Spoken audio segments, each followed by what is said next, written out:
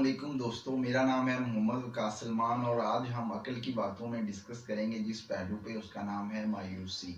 मायूसी एक ऐसा भंवर है जो बड़ा जालिम गिरदाव होता है। जो तो इसके किनारे किनारे चलता रहे उसके बचने की कुछ उम्मीद होती है, लेकिन जो इस में फंस जाता है, जो इस भंवर में दनस जाता है, तो उसके बचने की उम्मीद 1% भी नहीं होती।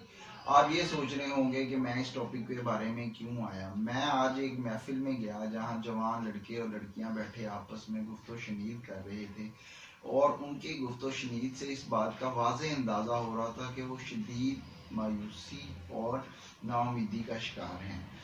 वे मायूसी और नाउमीदी बिल्कुल वैसी ही थी जैसी हमारे यंग दौर में हुआ करती थी।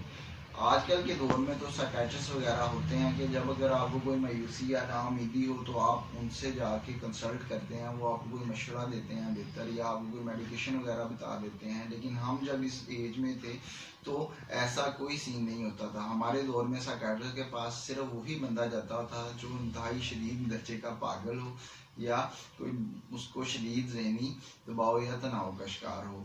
हमारे दौर में होता ये था कि हमें जब ऐसी कोई मायूसी या नाउमीदी होती थी तो हम अपने एरिए में ही कोई बुज़ुर्ग या बड़ा, जिसे हम बाबा कहते थे, उसके पास चले जाते थे और उसको जाके अपना हल बयान करते थे, और सरप्राइजिंगली उसके पास उस मसले का हल भी होता था। तो मैंने एक दिन बाबा जी से बड़े हैरत से पूछा कि बाबा जी, हमारे पास जो भी मसला होता है आपका हल, उस मसले का हल आपके पास मौजूद होता है, ये क्या माजरा है। तो उन्होंने मुझे बताया कि देखो बेटा, जो भी बंदा अपना मसला लेके मेरे पास आता है उसका हल भी उसके पहलू में ही बंधा हुआ होता है। तो हम सिर्फ उससे गुफ्तगू करके उसको उसका हल बयान कर देते हैं। अगर हम उस बंदे के साथ बहस करें या उसके साथ एक डायलॉग वगैरह में शरीक हो जाएं तो वो बंदा मज़ीद मायूसी में डूबता चला जाएगा और सवाल पे सवाल ही करता रहेगा। हम सिर्फ उसको उसके मसले का हल बता देते हैं। देखें, तो मुझे उन बाबा जी को मैंने कहा कि बाबा जी, कभी कभी तो मुझे शदीद किस्म की मायूसी और या नाउमीदी हो जाती है। तो बाबा जी ने मुझे कहा कि यार, मायूसी और नाउमीदी होने का तो तुम्हें तो हक ही नहीं है। अल्लाह ताला ने फरमाया है कि अल्लाह ताला की रहमत से कभी नाउमीद ना हो, तो तुम क्यों नाउमीद हो रहे हो। फिर उन्होंने मुझे एक बड़ी अच्छी मिसाल दी। उन्होंने मुझे कहा कि मैं तुम्हारे परदादा और दादा वगैरह को भी जानता हूँ।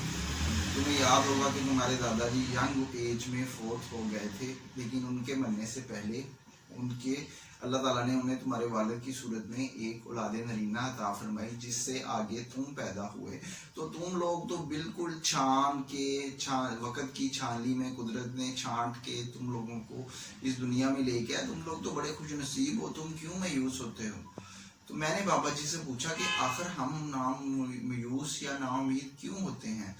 बाबा जी ने मुझे बताया कि देखो बेटा, तुम लोग मायूस या नाउमीद सिर्फ इसलिए होते हो कि तुम लोगों ने अपने आप को ख्वाहिशात के एक दायरे या कमरे में कैद कर रखा है। जितनी ज़्यादा तुम लोग अपनी ख्वाहिशात बढ़ाते हो, उतना ज़्यादा तुम्हारे अंदर मायूसी या नाउमीदी पैदा होती है। फिर उन्होंने मुझे एक बड़ी ज़बरदस्त मिसाल दी कि देखो बेटा, जैसा कि पहले बुजुर्ग फरमाते थे, ऐसे इस्लाम में है कि तस्वीर लेना जायज़ नहीं है। तो तुम लोग इसी तरह तुम लोग जब मैगजीन या रसालों वगैरह में तस्वीरें या इंटरनेट पे जाके तस्वीरें वगैरह देखते हो तो तुम्हारे अंदर ख्वाहिशात पैदा होती हैं, और उन ख्वाहिशात को पूरा करने का वसीला तुम्हारे पास नहीं होता, तो तुम मायूसी और नाउमीदी के भंवर में गिरते चले जाते हो। तो मैंने बाबा जी से पूछा कि बाबा जी, अगर तस्वीरें हराम हैं तो हमारे शनाख्ती कार्ड और हमारे पासपोर्ट वगैरह पे तस्वीरें क्या कर रही हैं। तो उन्होंने मुझे बताया, बेटा वो तस्वीर नहीं होती, वो शनाख्ती अलामत होती है।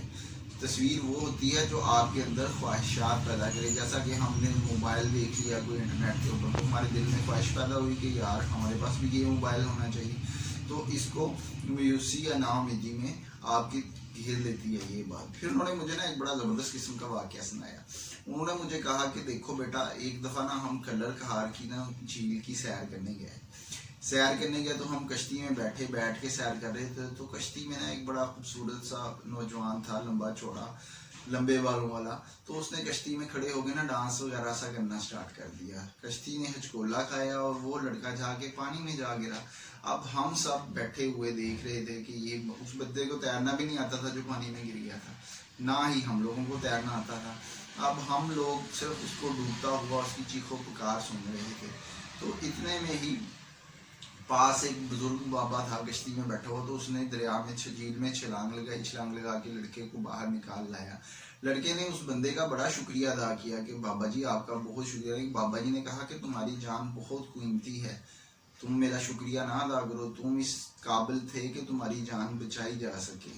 تو میرے دل پہ تو وہ بات بہت گھر کی کہ ہمیں انسان کو جو اس دنیا میں اس وقت موجود ہیں ان کو قدرت نے چھانٹ چھانٹ کے اس دنیا میں بھیجا ہے. مایوس تو ان لوگوں کو ہونا چاہیے جن کا نام و نشان ہی نہیں کوئی بھی رہا, جو مر گئے ہیں, کھپ گئے ہیں پرانے. مایوسی تو ان کے لیے, ہم تو اس دنیا میں اس وقت میں اس دور میں موجود ہیں, تو ہمیں مایوس کیوں ہونا چاہیے. بعض دفعہ ہوتا ہے کہ انسان احساس کمتری کے شکار میں چلا جاتا ہے. جیسا کہ اب دیکھیں کچھ لوگ ہوتا تھا, آپ نے اپنی بیسک نیسیسٹی پوری کرنی ہے نا, تو آپ کو احساس کمتری کا شکار نہیں ہونا چاہیے. دیکھیں ایک بندہ لکس صابن سے نہا رہا ہے اور ایک بندہ لائف بوائے صابن سے نہا رہا ہے. بیسک نیڈ تو ہماری یہ ہے کہ ہم نے نہانا ہے. اٹ ڈزنٹ میٹر کہ ہم لکس سے نہا رہے ہیں لائف بوائے سے نہا رہے ہیں. تو ہوتا یہ ہے کہ لوگ ہمیں کہنا اسٹارٹ کر دیتے ہیں کہ یار تم کس طرح کے بندے ہو, تم کنگلے ہو, تم یہ ہو وہ ہو, تم افورڈ نہیں کر سکتے.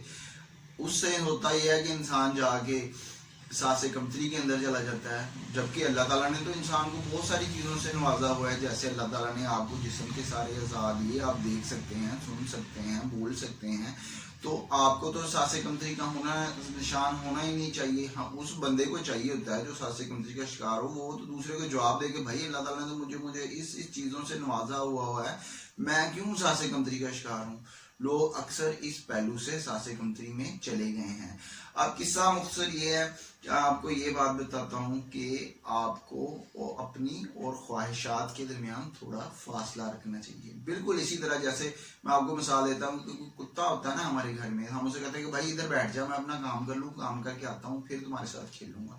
تو آپ کو بالکل اسی طرح اپنی خواہشات کو ایک کونے میں بٹھا دینا چاہیے اور اپنی زندگی میں فوکس اور خوش رہنا چاہیے, تاکہ آپ ایک اچھی زندگی گزار سکیں. بالکل ویسی زندگی جیسی کوئی بلبل گزارتی ہے, جس کو پتہ نہیں ہوتا میں نے کب مر جانا ہے, وہ ہر ٹائم چاہتی رہتی ہے. ویسی زندگی گزارنی چاہیے اور اپنی خواہشات کے درمیان تھوڑا فاصلہ رکھنا چاہیے. آپ جتنا اپنی خواہشات کا دم گھوٹو گے, آپ اتنی زیادہ اچھی اور خوش زندگی گزار سکتے ہیں. جزاک اللہ. امید ہے آپ کو آج کی ویڈیو پسند آئی ہوگی. Please subscribe to my channel. اللہ حافظ.